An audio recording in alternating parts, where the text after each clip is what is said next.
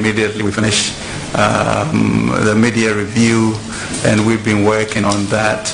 Given the hours difference, that means a 4 a.m. start in America, in which we work through the budget to go through cabinet for it to be successful. If that is convenient for him, I know you have had discussions with us at the committee level. But Chairman, to warm him to the job, nominee Minister for Finance, the President in his State of the Nation address had this to say, and I quote, "Let me at this point assure the House that in the course of the session of Parliament, government will come back to engage the House on the steps it intends to take on the future of the Ajapa transaction." Why Ajapa? What's the necessity of Ajapa? What's the justification? What do you need money for Ajapa before I relate to other issues? Thank you, Chair.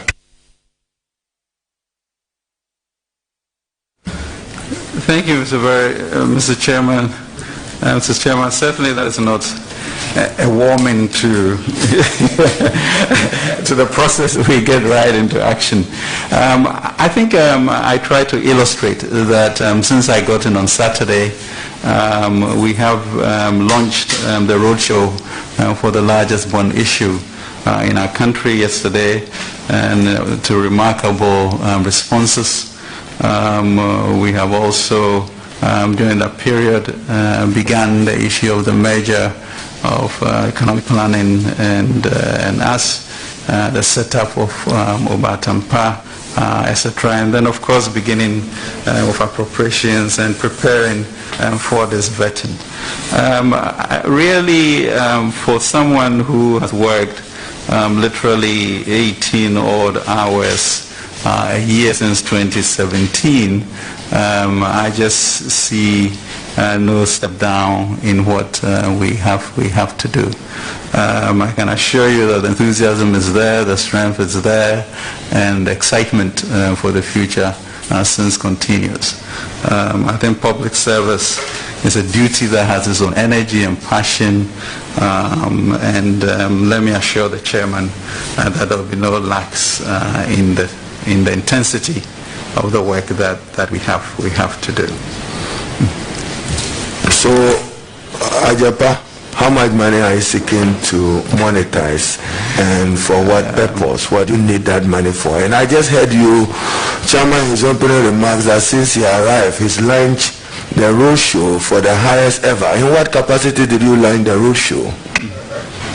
Minister Designate and representative of the President. So I have to keep note of that. Minister Designate launching raising $5.5 billion in the name of the Republic. I've taken judicial notice of that function and the activity. Yeah. Minister, I also have a letter as President's representative. Still on Ajapa. I hope that was noted also. What do you need the money for? Yeah.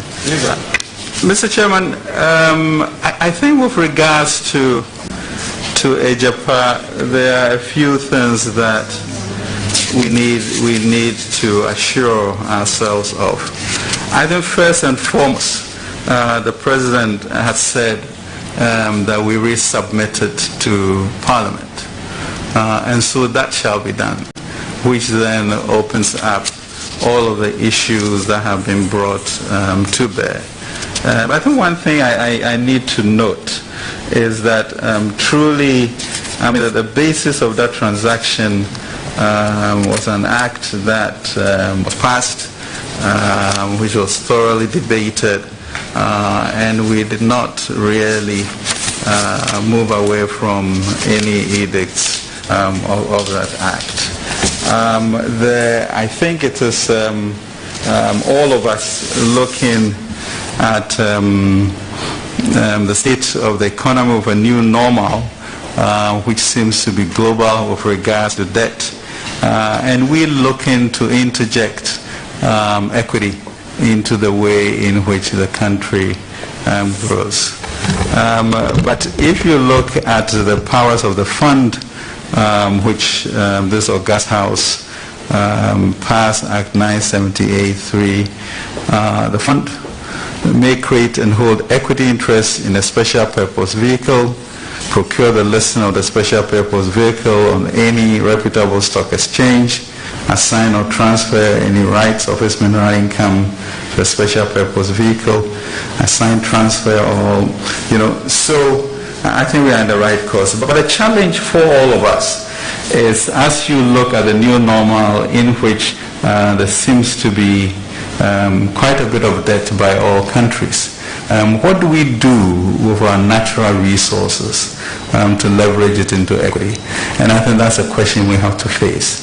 Now, as to how that is mobilized, the issues we contend with, I think that's the reason why President wants us to submit, so that there are issues around that. But philosophically, I hope we are all going to come to terms with the reality of diversifying how we capitalize and fund our transformation, which we intend to do. Chairman, still on Japan, when the special prosecutor, Honorable Martin A.B.K. Amido, submitted his report on the analysis of the risk of corruption and anti-corruption risk assessment of the process leading up to the request for approval of the transaction agreement and tax exemptions granted by Parliament, thereunder in relation to the gold royalties monetization transaction under the Mineral Income Investment Act 2018 Act 978. He made this observation in page 63. As I look forward to an Ajapa back to Parliament, give me assurance how you are responding to this quote. The Honorable Martin Hamidu had this to say: there is no guarantee that the sovereign minerals income royalties being ceded to Ajapa Royalties Limited without a national consensus and the analysis of the risk of corruption and anti-corruption assessment environment as herein before analyzed is not and would not be a leaking pipe in the public purse. Emphasis mine, a leaking pipe in the public purse. There is further no guarantee that it will not constitute a windfall from this leaking public purse pipe for those Ghanaians lucky through partisan affiliations to be represented on its management and who might have had stakes as promoters in establishing and incorporating it in the safe haven of JC aforesaid. A new Ajapa, how responsive will it be to these concerns that are raised? Thank you, Chair. Thank you very much. I mean, I think really there's quite a bit of cynicism with that transaction. And for me, for the House, for such a report to be put out to the public without us or myself as Minister of Finance having a chance to discuss it, I think is a disservice to our democracy. And that is such a fundamental right that I think we all as a people should be careful about such things. And so the speculative issues and the risk associated with most transactions, discussions by resubmitting to Parliament would enable us to work those things out so that it is. But we should also note, I mean, beyond that, and the reason why I brought the Act up, well, the Act was well debated and put into motion. I think risks are part of every investment that you make. Parliament gives me the honors to go and raise bonds. Honourable Minister, the distance between you and us here is far. Yeah. So kindly make sure, yes, you speak into the mic so we can hear you. Thank you. So Parliament gives me the mandate to raise $2-3 billion with all sorts of risk. And so far, these 3 years, we have brought the best pricing that the country or comparable countries could enjoy.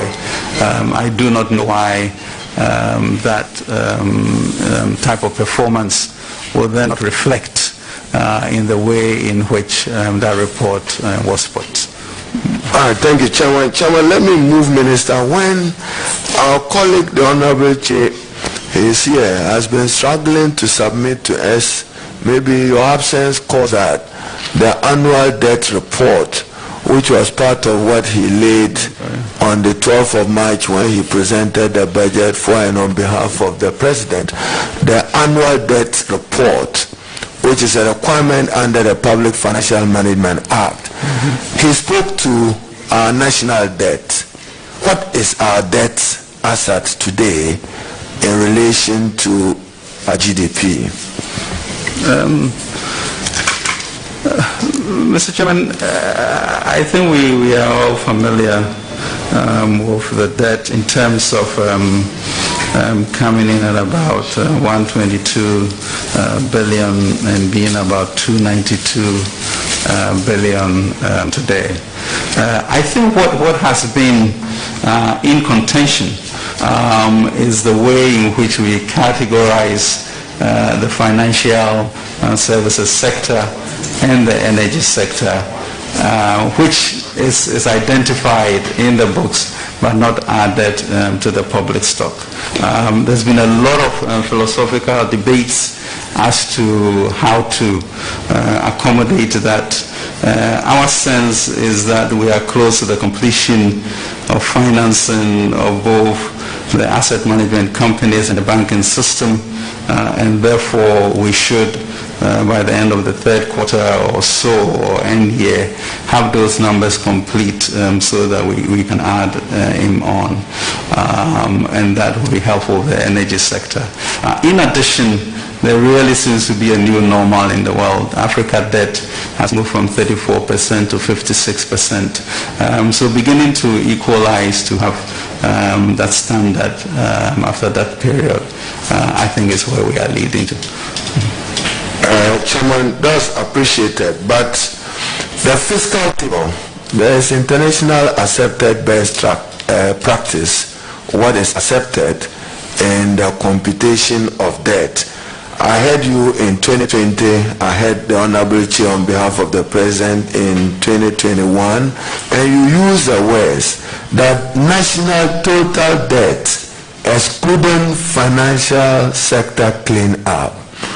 Further to my, not quoting, paraphrasing you again, excluding energy sector payment. You may have about 6.2 billion to 8 billion of that. That is not added. What debt is it? Is it a question of misclassification or not? Mr. Chairman, I think maybe we are sort of making a mountain out of a molehill. The fact of the matter is that when you read the document, the fiscals, you would know what our debt liabilities are, and that is a fact. The question for any nation, is to determine how best we manage this. It's not, and we had argued with the international community that this is a special event, and until such time as we know the full cost of it, we are not going to add it together. We have moved to a point, as I've explained to you, that we are going to do, but never was it not disclosed. Chairman, when you say you don't know, you in both your budget 2020-2021, you attribute 21 billion as responsible. Why are you not adding that to total debt? It is known and is disclosed. What liability is it? And whose liability is it? We need to know. Mr. Chairman, I think we could go on through this ad nauseum. The question is, was this disclosed? And it was disclosed. Could you add up to come to a summary? You will be able to add up to come to a summary. So our position is that it's disclosed but not added. Is there a new normal? There's a new normal. I told you how we are going to be doing it, and I've told you that once we are clear on that by the third quarter or fourth quarter, that will be normalized. Will it be added on when you know the total? We will be adding them on to how. Will you readjust the fiscal table as we are assured? Once it's added on, of course, it trickles through that. There is a group working at the Ministry of Finance known as the McKinsey Group, working for GRA and working for the Ministry of Finance. What is the nature of the relationship with them, and how much money of state money has been used for them, and what do they do? Thank you, Chair. Thank you very much, Mr. Chairman. Mackenzie has been working with GRA. I'm not quite clear the date, but early on in the administration, and we also are working with them at the ministry with regards to how we are going to structure Ofori-Atta, etc., and make it an efficient machinery for transformation. I'll have to get you details of payments, etc. I appreciate that. Now, how much did we borrow, or how much did Bank of Ghana finance government for the fiscal year ending 2020? Thank you, Chair. Mr. Chairman, I think there was some anomaly. I mean, we did a 10 billion asset paper with Bank of Ghana.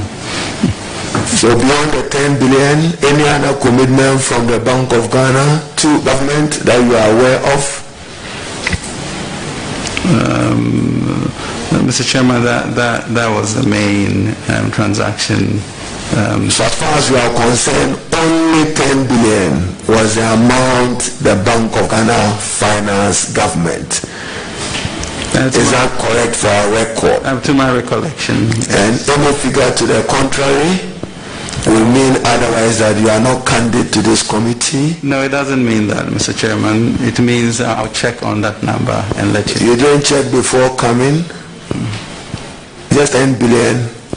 I know for a fact that it's not 10 billion. Well, I think people have been talking about 22 billion, etc. Not people. You are Minister for Finance and Minister for Finance Designate. What are the numbers? How much did the Bank of Ghana finance the government of Ghana? When you came to borrow the 10 billion, you referenced the Bank of Ghana Act and the limits within as a percentage of government revenue in the previous year which could be used for that purpose. How much did the Bank of Ghana finance government? Thank you, Chair. Mr. Chairman, I will stick to the 10 billion. Any explanations of other, I'll get to the House.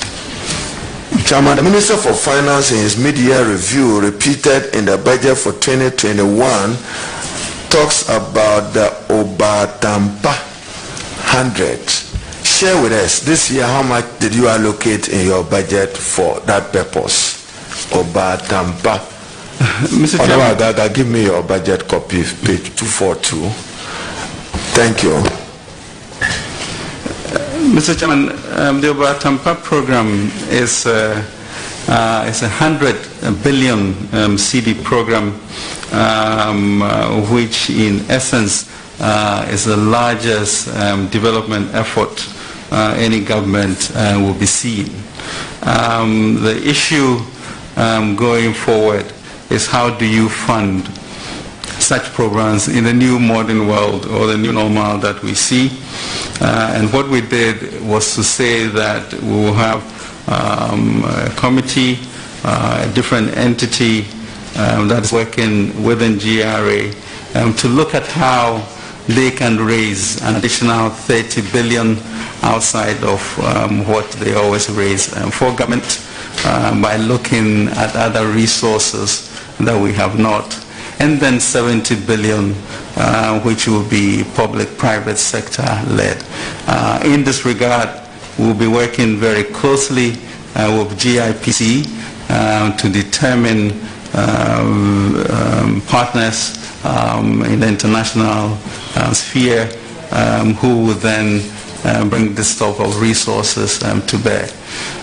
You will notice that we are creating a new national development bank, which will be a wholesale bank that in itself will be able to raise funds to be able to support the various financial institutions in Ghana that will further support that. So really, I think that the challenge for a country given our savings and our capacity for domestic revenue mobilization is, as you see our attractiveness in the international market, how do you leverage on it to be able to build up this this. Chairman, this is just a follow-up. You've just hinted at National Development Bank, Agri Development Bank in distress, National Investment Bank in distress. Convince me why we need a National Development Bank in Ghana, where you have these major institutions that were set up with probably about the same goal or objective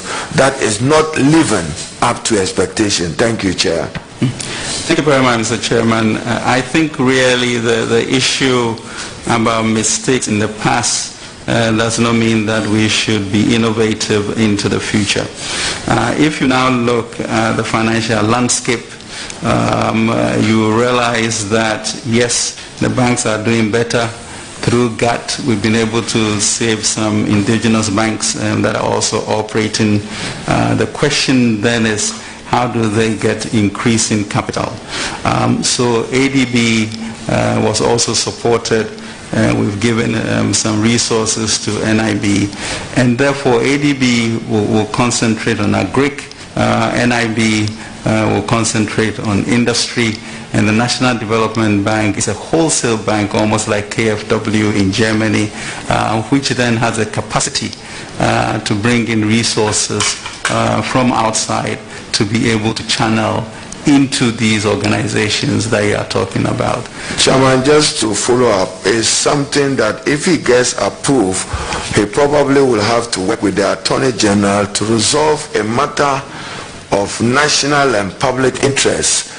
You find ministers of state come to Parliament with agreements, projects, programs, not costed, no value for money accompanying them. They come for parliamentary approval, then they walk away with Parliament that will come back for value for money. That has not served the interests of our republic. What will you do to ensure that any side thing, because normally the ministers would need your concurrent acceptance and approval to do that, to protect the public purse? Give me some assurance what you intend to do about that. Thank you. Working with the Office of the Attorney General. Thank you very much, Mr. Chair. It is an issue that I think has been problematic for all governments. In this particular budget season, we therefore propose an expenditure commitment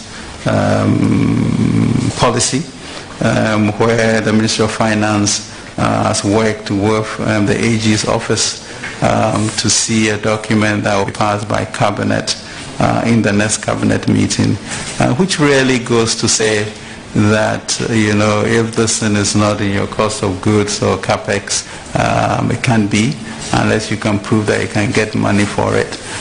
So beyond the value for money issues is tightening and making the minister responsible for allocating, for finding the resources to be able to do that. If it's not in the budget, it can't be done. Chairman, related to that is an unacceptable growing of judgment debts, all of it occasioned by an act of omission or commission on behalf of ministers of state. They commit the state and then abrogate contracts. The phenomena of judgment debt. What do you intend to do about that as Minister for Finance should you get confirmed? Thank you, Chair. Thank you very much. I think, you know, as a corollary to the expenditure commitment issue would be a situation where you don't even get there because it can't even come through. But even with judgment debts, I think we have tried very hard to even renegotiate after the court's judgment. So yes, it's a leakage that we are very aware of and would like to blunt. Chairman, I note that in this 2021 budget statement and economic policy, for some reason, Minister, there is no definite determination as is expected under the Labour Act of Tripartite, some understanding on public sector pay, whether adjusted upwards or maintained. That is not conveyed in this particular budget statement. So it appears to me that public sector workers and civil servants, local government, don't know their fate yet. How come it's missing? Because I know since 2014, 2015, we've worked out a strategy where it allowed you to have sufficient time to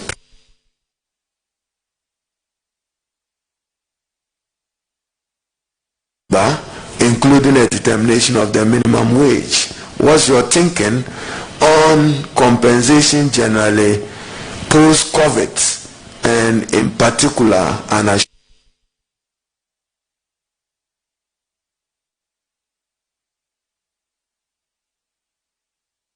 their fate? Thank you, Chair.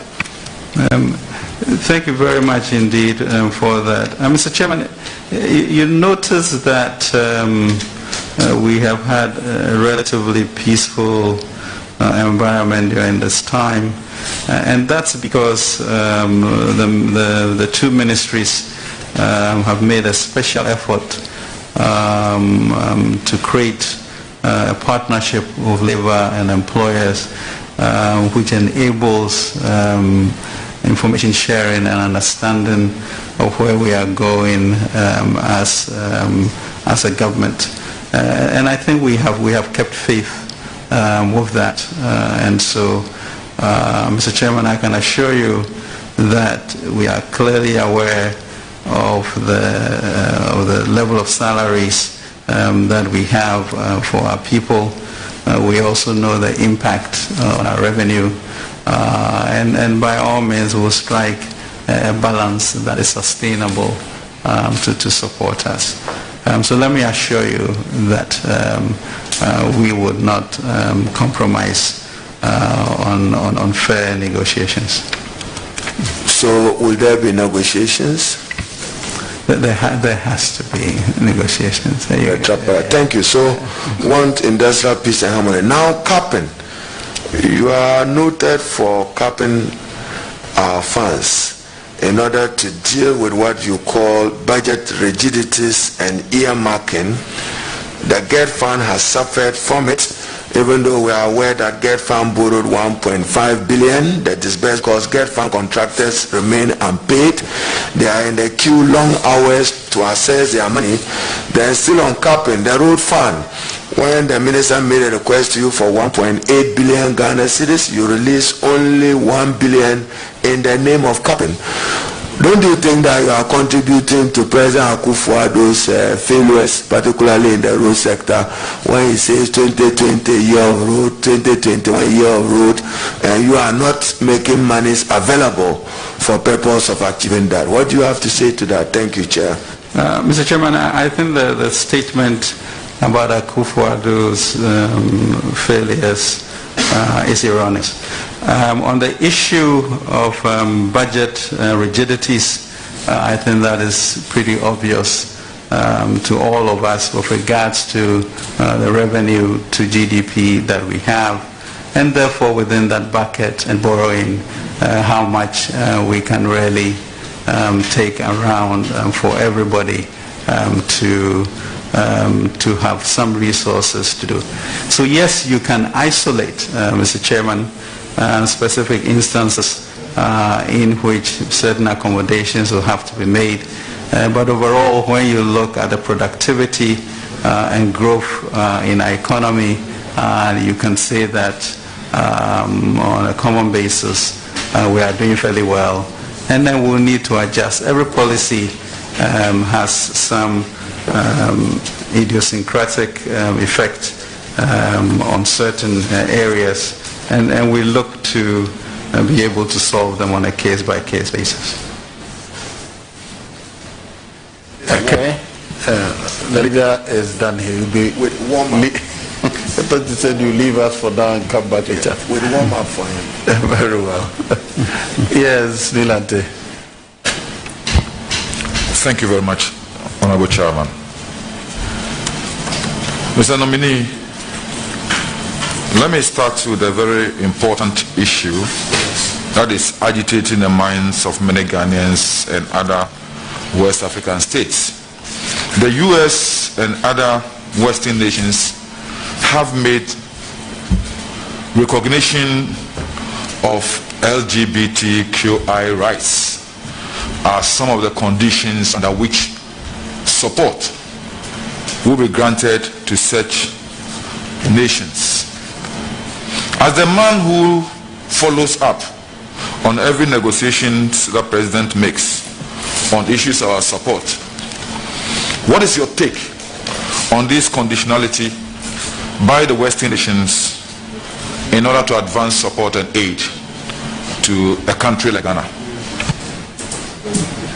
Thank you very much, Mr. Chairman. First of all, I'm not clear that it's been established as a conditionality.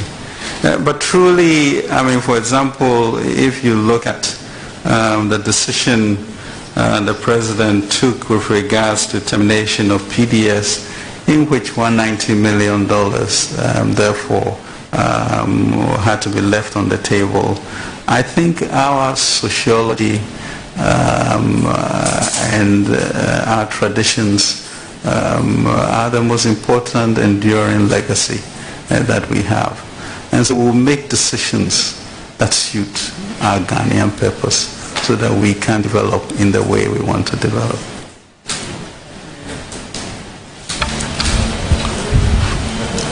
Looking at our estimates, Minister of Local Government Committee, look at our estimates. We had something revealing. There was an overrun of almost about 46% of the budget for the ministry in 2020, close to about 468 million cedis as a result of increases, especially in donor partners support. The answer from the ministry was that as a result of ceiling which was granted, Ghana has entered into agreements with these donor partners, so we know how much they are giving us. So why do we set a ceiling on such funding to result in overruns of the budgets at the end of the fiscal year? Thank you very much, and I think that's a very insightful question. You know, once the COVID pandemic surfaced, most of our donor partners began to reprogram so that they were front end because the need to save lives and livelihoods was so important. And so that trickled through. If you remember, we were able to go through the IMF rapid credit facility of $1 billion. The World Bank also facilitated things. So truly, I think the event of the pandemic, last year was an extraordinary year. We do not tell ourselves, we have to be clear on things that occurred. But that, Mr. Chairman, was one of the reasons, the reprogramming and reprioritization of donor grants at that time. Thank you. Chairman, if you permit me as a follow-up, when that happened, why didn't the ministry get back to Parliament on this?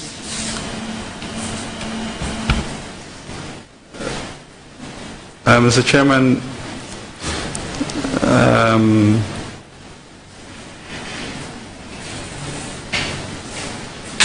I would, yeah, we can send a report on that.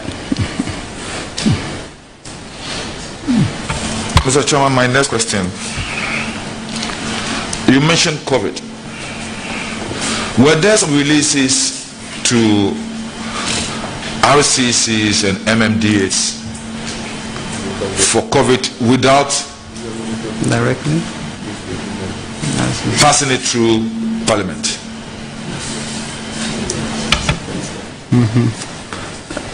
Mr. Chairman, Outside the budget? Mr. Chairman, I don't recall that. I know that we encourage DSCF to further support the RCCs and co. But I can check on that for you.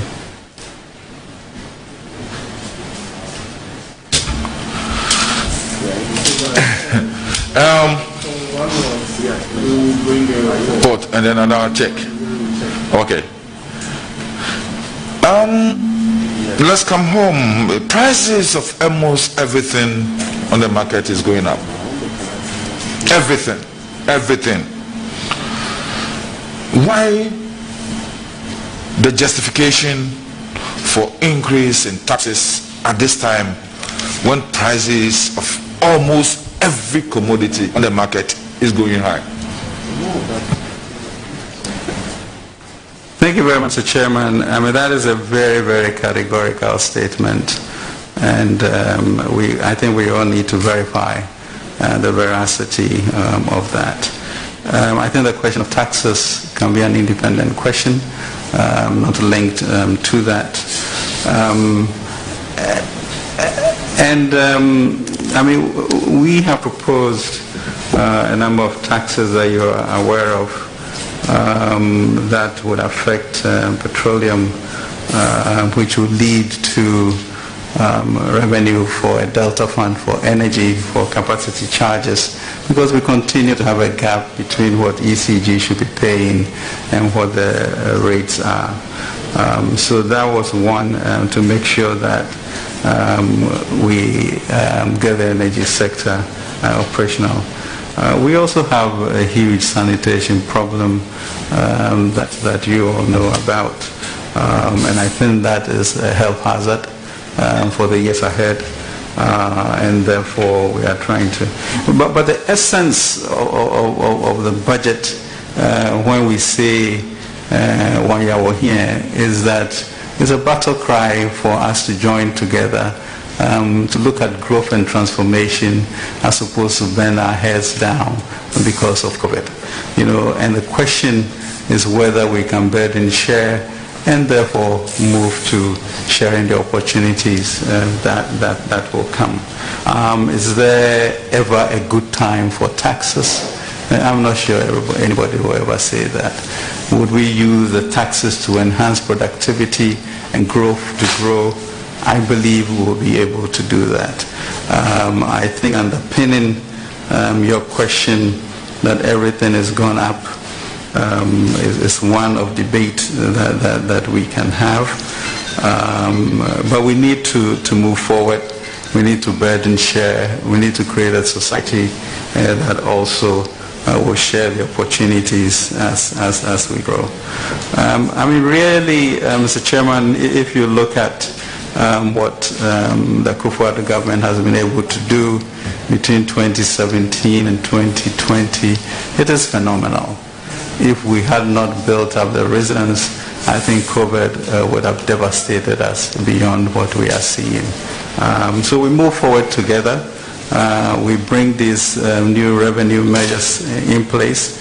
At the same time, of course, we did cancel income taxes for drivers, etc. And let's see how we create a sense of productivity and share in the growth that we expect to have. John, my last question. Honorable nominee, this is very important to almost every MP here. In the Supreme Court ruling, Benjamin K. Podo Richukwashigan versus the Republic, the Supreme Court said total revenue includes revenue from cocoa, oil, and other taxes.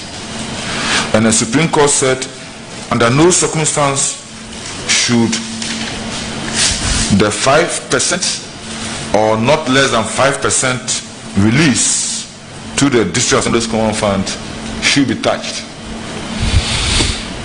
Why do you still exclude revenues from cocoa and oil in computing the 5% of total revenue for the District Assembly's Common Fund?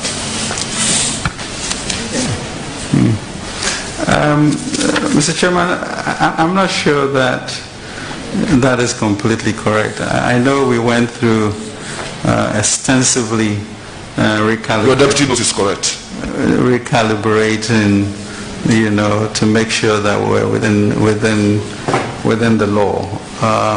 So, I mean, with your kind permission, we could sit with you and go through how we felt that we met the 5%. Our ministry will not be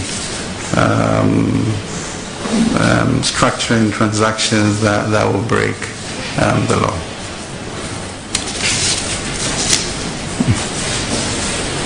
Yes. Who is next? Here. Mr. Minister, please. Your deputy represented you at the committee of the whole on these issues. She's not a member of this committee, but I don't know whether Mr. Chairman will relax the rules a little. And but the truth of the matter is that she appeared before the committee of the whole on this issue, and she knows that we have, as a committee, we have interrogated her on this issue. The 5% released to the District Assembly's Common Fund does not include oil receipts, cocoa receipts.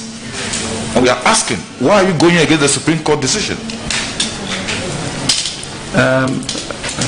Mr. Chairman, with due respect, I have offered for us to meet to ascertain whether this is true, and if there's any corrective measure to be done, we will do that. Very well. And for those who are ranking members and who may have to go to their committee meetings, I'll give you priority. Yes, Agaga, after that I'll come to you. Thank you, Chairman. Yeah, well. Honorable nominee, just to illuminate the question my colleague Nilante van der Poy asked, the case of Podo versus the Attorney General. The Supreme Court was very emphatic in interpreting Article 2522 of the Constitution. And in doing so, the Supreme Court held that the total revenues of this country includes petroleum revenues. And they related this directly to the Petroleum Revenue Management Act, which creates two funds, the Stabilization Fund and the Heritage Fund. Now, the Supreme Court's view was that whenever those funds become available to the central government, like we saw when you moved this August House for the cap on the Stabilization Fund to be reduced to 100 million, you received 200 million directly. And so per the Supreme Court's ruling, 5% of that amount was supposed to be paid into the coffers of the District Assembly's Common Fund. Now, that was not done. Additionally, if you also look at the 2020 budget, an amount of 1,300,000,000 Ghana cedis was transferred from the Stabilization Fund. No, so 5% of this amount ought to have been paid into the coffers of the District Assembly's Common Fund per the Supreme Court's decision in Podo Richard Kwashiga versus the Attorney General. That was not done. There was non-compliance with the Supreme Court's decision. And this actually forced or compelled the lawyers for the two Honorable Podo and Kwashiga to write to your outfit in a letter dated April 30th, 2020, to call for compliance. This has not been done. Honorable Minister, why have you failed to comply with a decision of the Supreme Court in all this important landmark decision of our highest court, the highest court of the land?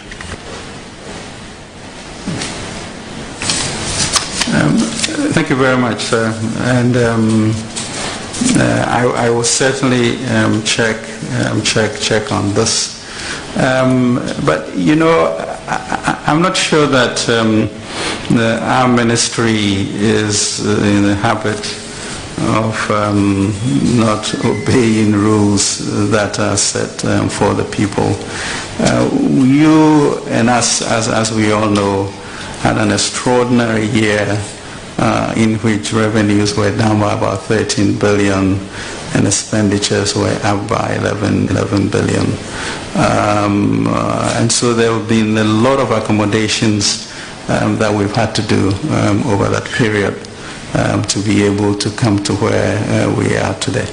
I don't know whether I was a victim of that or not, and therefore, you know, how to adjust for that if we did not comply.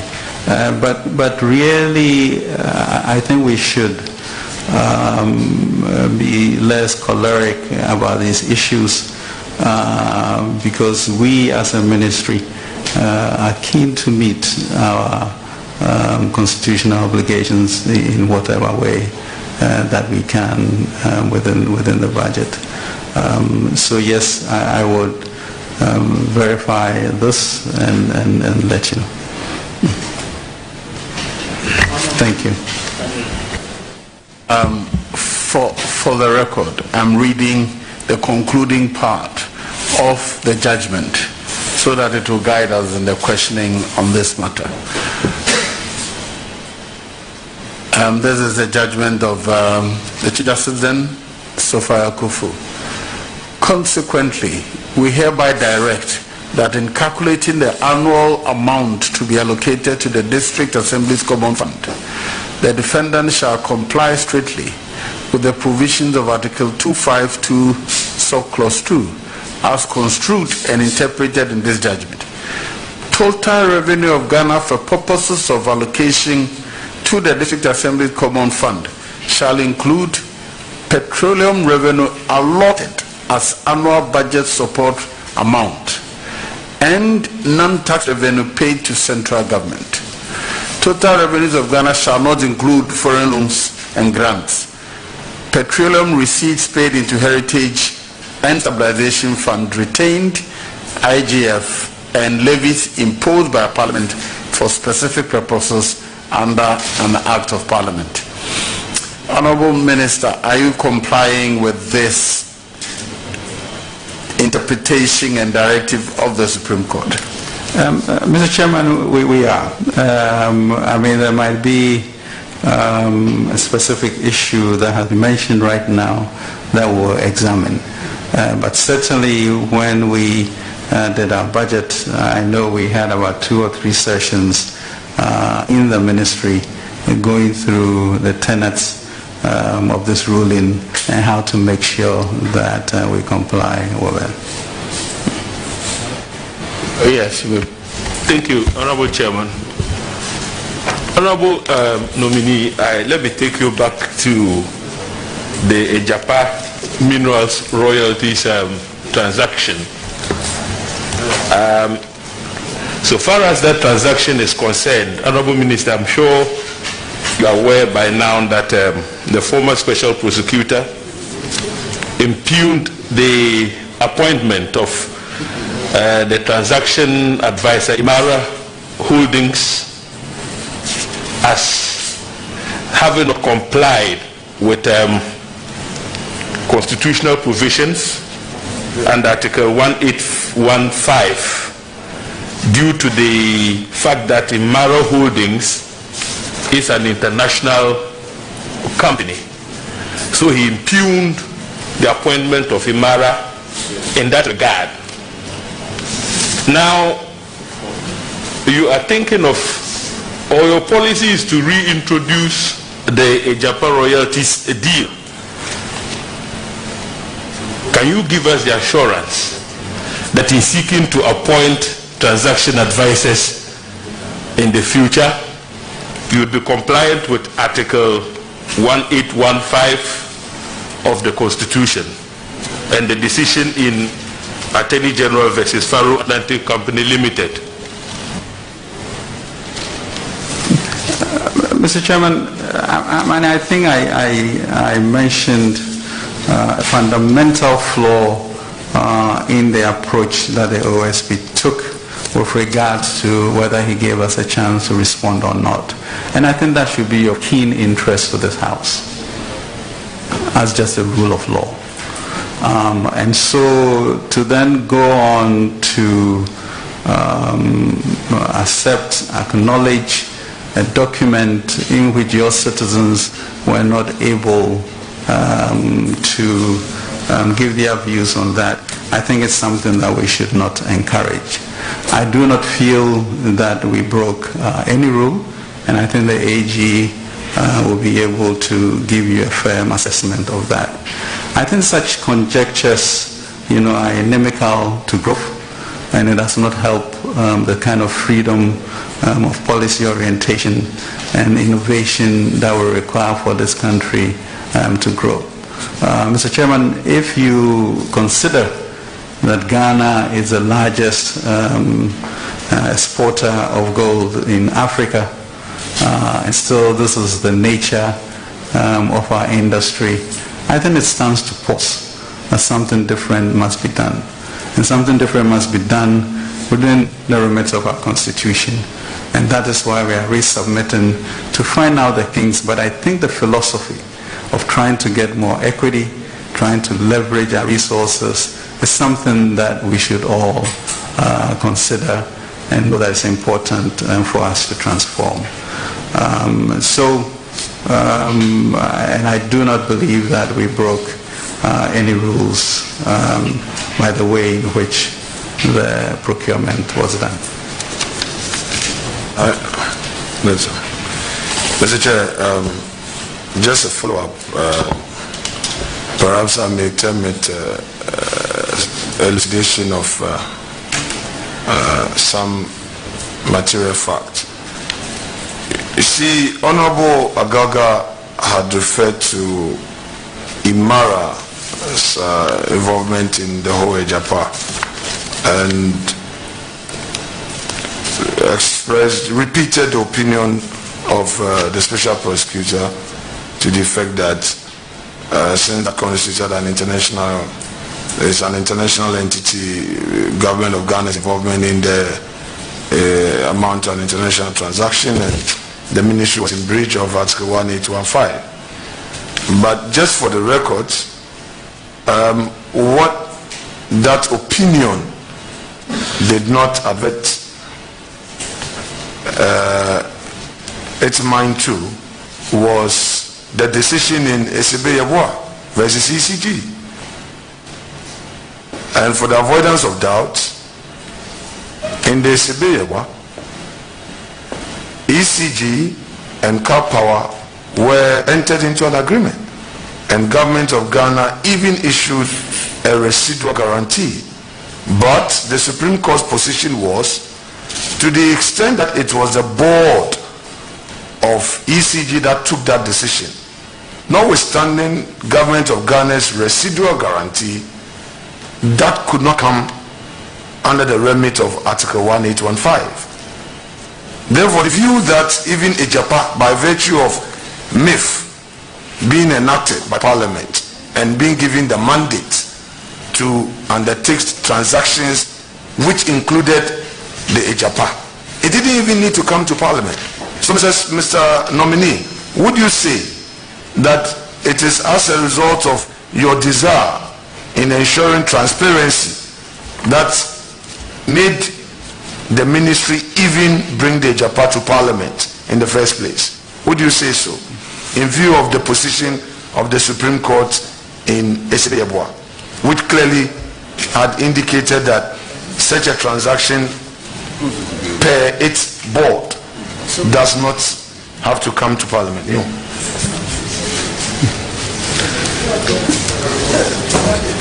Thank you very much for that elucidation. I think what I would like really to establish is that in the mandate given me as Minister of Finance, I have no interest in breaching the Constitution.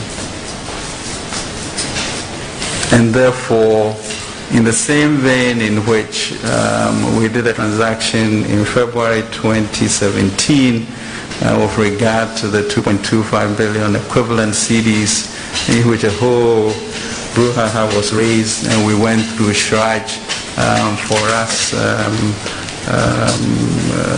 to be proven to be innocent. I think it is that mindset when I sit at the ministry that I think of protecting the public first and ensuring that this country moves forward. So I would really encourage some forbearance on that, because I think it sometimes poisons the public to think in a certain way, which then blunts innovation and creativity for the future. And I think we are lost for that. You look at cocoa, for example, in which we have been stuck in working within the 3 billion bucket of seed money, while the industry is 140 billion, and there has been no sit down really by us in this august house and politicians to really look at how we can gain more from that. Is problematic. But I think once these sort of accusations are brought, it is tiring, and it leaves one just doing the mundane. So let us as a people get into a narrative of questioning whether the current uses of our resources are the best way to use it, and find a way to get more equity into our system, but ensure that we follow the rules. Yes, you may continue. Honorable Chair, I want to clarify an issue here. My question relates with Imara, the transaction agreement, distinct from the mineral royalties deal, the Ejapa deal. The Ejapa was brought before Parliament. Parliament approved sale. But the Imara holdings, which is a transaction agreement, the mandate agreement did not come. So that was the focus of my question, but let's make progress. Let's make progress. Yes, honorable nominee. I mean, I think, Mr. Chairman, there's also materiality. Okay. Honorable, please, that was not a question. He says he was declaring to ask. He will ask his main question. Thank you, sir.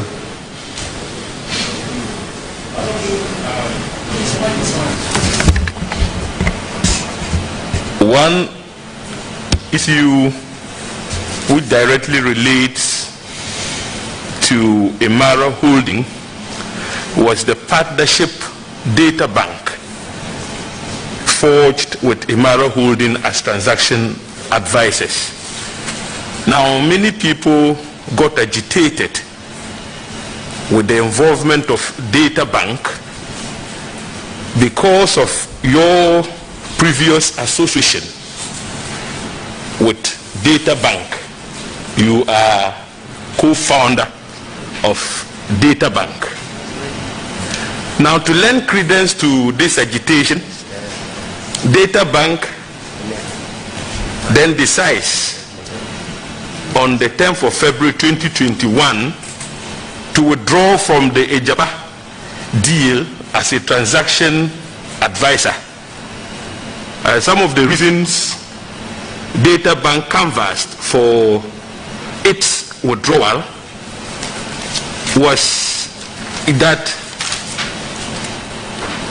some political actors sought to make capital out of their involvement as transaction advisor because of your status as a co-founder of data bank.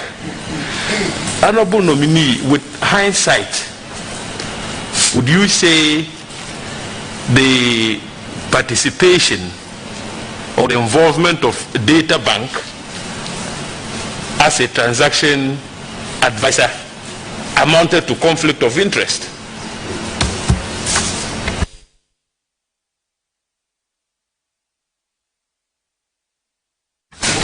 Thank you very much, Mr. Chairman. I think that's an area that, I've already alluded to, that the House should be clear on passing the Act. But the question that really that we should debate, I know that in my capacity as a public service official, without being a director but co-owner of that company, I was not part of any decision making with regards to that. But I think we should be having, truly a broader discussion about Ghanaian enterprise, and therefore how independent and experienced entrepreneurs can join government at any point in time. So, Mr. Chairman, here is a company that is 30 years old. Here's a company that started with borrowing $25,000. Here's a company that started in, I guess, tantamount to a place you would not think an investment bank would start. But that's the resources a Ghanaian entrepreneur had to start that. After 30 years with 500,000 accounts of Ghanaians, 1 billion cedis under management, offices around the country, having participated in every Eurobond transaction since we started in 2007, are we truly saying that in the event of anybody becoming an attorney general, you can use your offices? In the event of being a finance minister? I think those are fundamental questions, and therefore, if the rules are clear on what you are talking about, I don't think we should encourage such cynicism, because it just goes to poison the environment and we may lose good. I don't think there was any conflict of interest straight away, because I was not part of the decision. I think the first-class nature of the institution speaks to itself. I think the Ghanaian entrepreneurial ingenuity that has brought it this far must be praised, and we should be encouraging our companies to grow so that we can begin to do the Eurobonds ourselves. Thank you. My last question. Honorable nominee, our country at the moment is faced with the threat of terrorism along our northern frontiers. This informed the decision of our national security outfit to publish a framework for the prevention and countering violent extremism and terrorism in Ghana.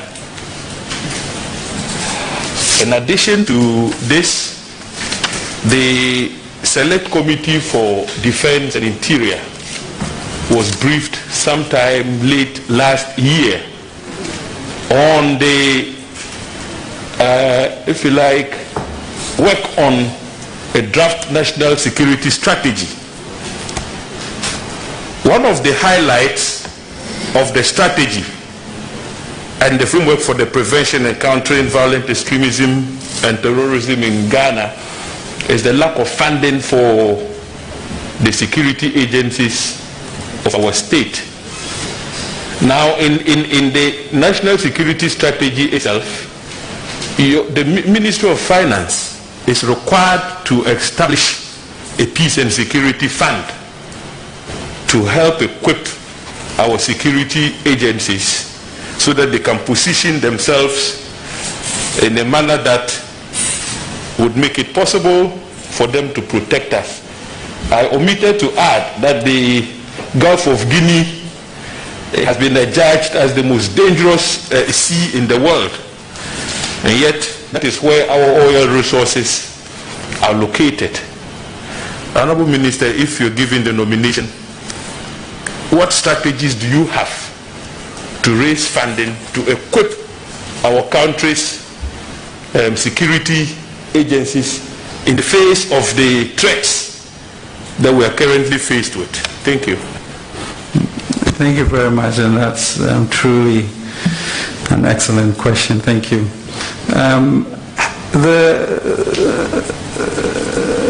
The issues we face, that is a gap between our savings, and as you know, we are running a budget deficit, which therefore goes to suggest that there has to be some accommodations and repurposing, etc., to be able to do that.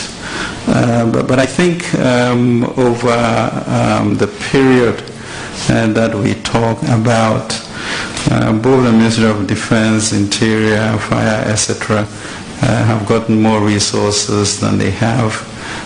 We are funding forward operating base to be able to tackle the issue of protecting our oil reserves.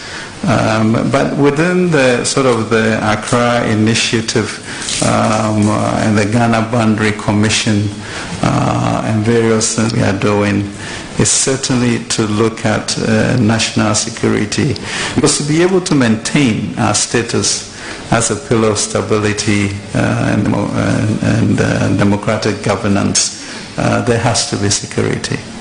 We also are at a point where I think the ECOWAS protocols enables our neighbors to literally stay here ad nauseum without the 90 days.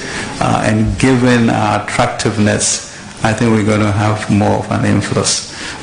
So there's a discussion that we are having to see how we can raise the appropriate resources for that. But I think that really, in a sense, should lead to some amount of empathy when you begin to ask about some places being capped or uncapped, and measure it against, the potential cost of this that we have to do as a nation. And so we need to broaden the dialogue so that we are all on one page on certain issues, and we can argue on the margins. And I think in countries like Norway, 80% of the issues are shared between government and non-government in terms of opposition, and then we talk about the other things. But this is a classic example of choices and repurposing that we have to do. But as you are seeing, I think we have put more resources in the security agencies than other governments in a long while. The FOB is being built, and certainly the National Security Fund will be established and resourced in the coming year.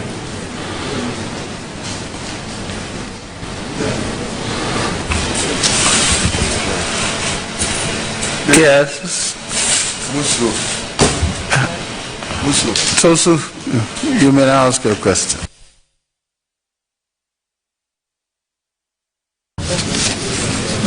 Thank you very much, Mr. Chairman.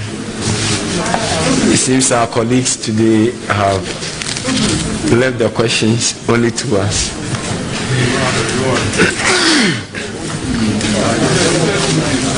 Honorable nominee, in your response to questions on taxation, you seem to have suggested that there is a need for us to share the burden brought on the economy as a result of COVID. However, a careful analysis of various allocations to government machinery does not share in your suggestion. For example, I tried to look at the trend from 2016. Under your watch, the allocation to government machinery alone has increased by 937.73% over the 5 years. And this has been published in yesterday's edition of the BNFT. And quite apart from that, when you look at the allocations between 2020 and 2021, it also increased by 504.85%.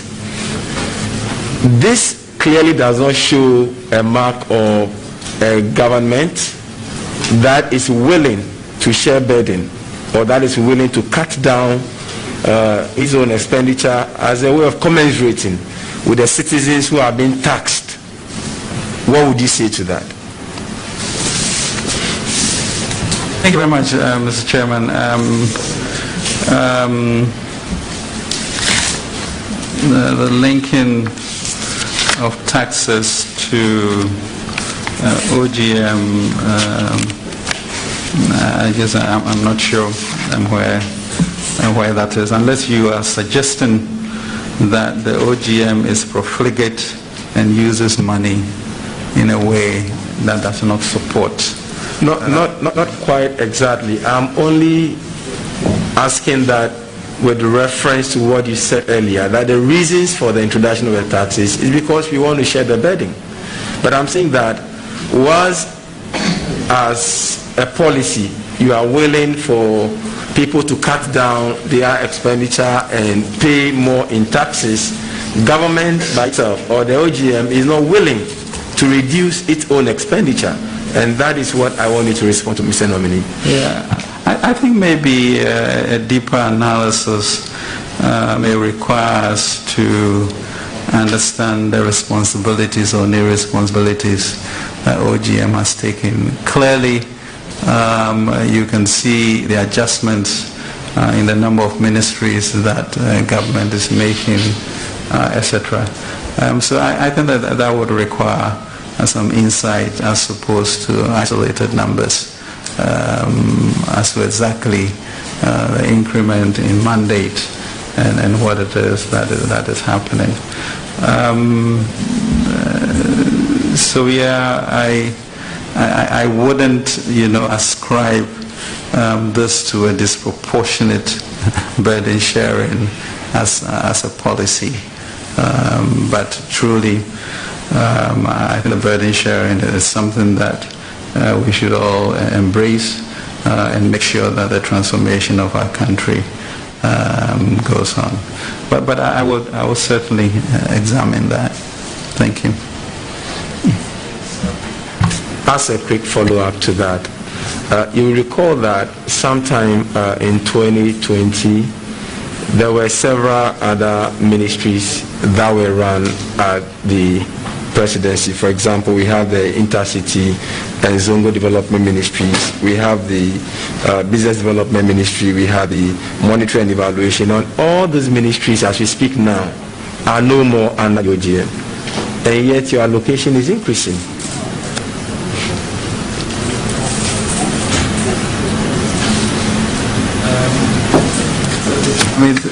Thank you very, very much for that. I think we should check our appendices for some of those. Yes, some of those are out, and certain other obligations, are being taken on. I think we have learned quite a bit between 2017 and 2020 with regards to effectiveness of execution, and therefore there are some areas of government work that will still need to be deployed to make sure that the President's vision is realized. Honorable Nominee, my second question was still... Oh no, it was a follow-up. It was just a follow-up. It was just a follow-up. Do you want to ask? It's still on. It's still on the. So leave us to ask. No, it's still on the taxation. Now, as a response to the imposition of these various taxes, it's been reported that Mr. John Ewa, who is the Chief Executive Officer for the Ghana Association of Bankers, has said that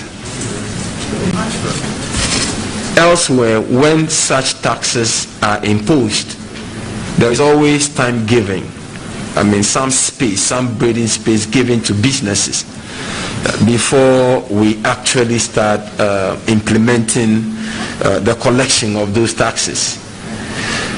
What would be your response to that, given the fact that the same reasons why we are introducing these taxes also applies to those businesses? Their cost of operation has gone high. They are all victims of the COVID situation. So they are not isolated from the effects of COVID. So how would you respond to that, and how do you take their concerns into consideration in dealing with the tax issue with businesses? Thank you very much. I think Mr. Ewa must know that usually when Parliament gives us a go-ahead for these, it doesn't take immediate action. So I'm not sure he's saying something new. And you also realize that we had a tax deductibility element for tourism and hotels, etc. So truly, I'm not sure, any citizen really has a lot more empathy than we have when we sit down and draw up the way forward for the nation, and therefore are very aware of the difficulties in industry, individuals, etc., before we put this together. Honorable nominee, the last but one question has to do with the banking sector. The banking sector cleansing. Many watchers have described the banking sector cleansing as not wholly fair and not wholly in utmost good faith. And I'm citing one particular example with respect to Unibank. What about it? Honorable member, you know that the issues first they are pending court, it's pending before arbitration, and Parliament has set a committee to investigate that. Can we leave those matters for those committees so we don't make prejudicial comments, right? So can we ask another question? Very well considered. Well, I mean, the aspect that I was going to ask, I'm not sure would have prejudiced the outcome of that, but I concede, Honorable Chairman. Honorable nominee, in presenting the 2020 budget statement, and this statement was presented before Parliament. Mr. Chairman, could I take a bathroom break for 2 minutes?